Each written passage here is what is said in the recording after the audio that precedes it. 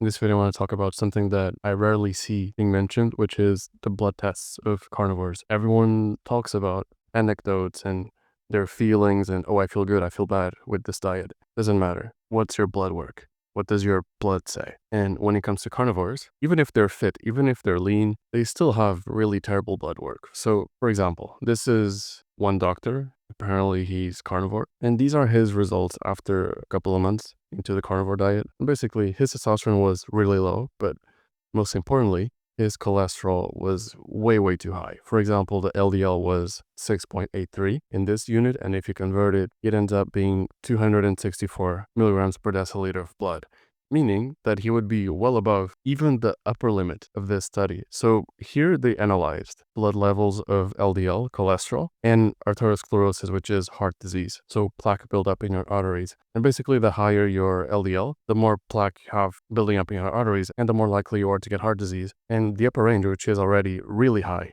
puts you at really high risk. It's not even close to the amount that he had in his blood. So 264 is way higher than the upper range. So that's super high risk for heart disease. And you're just asking for a stroke. You're just asking for your blood to clot and for you to die prematurely because of heart disease. And you would think that, oh, this is just one example. The other ones are much better. Not really.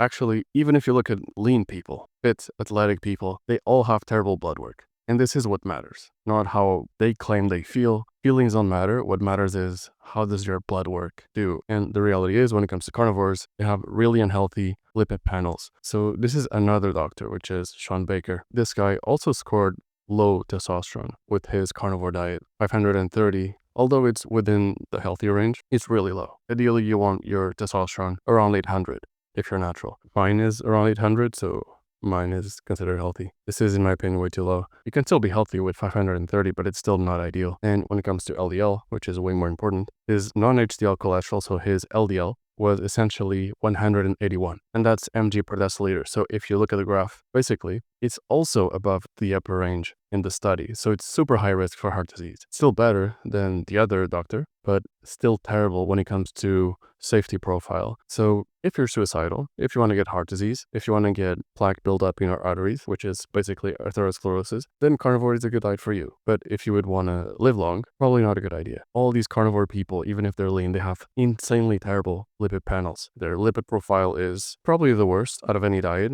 even worse than the average American. And you're just asking for heart disease at that point. And it doesn't matter how you feel on a diet. It matters what the blood tells you. You can feel really good and still die from heart disease one day later. Anecdotally, my dad died a few years ago from heart disease. He had a stroke and he had really high cholesterol and he had a really high meat diet. And he was feeling good and he still died. Doesn't matter how you feel.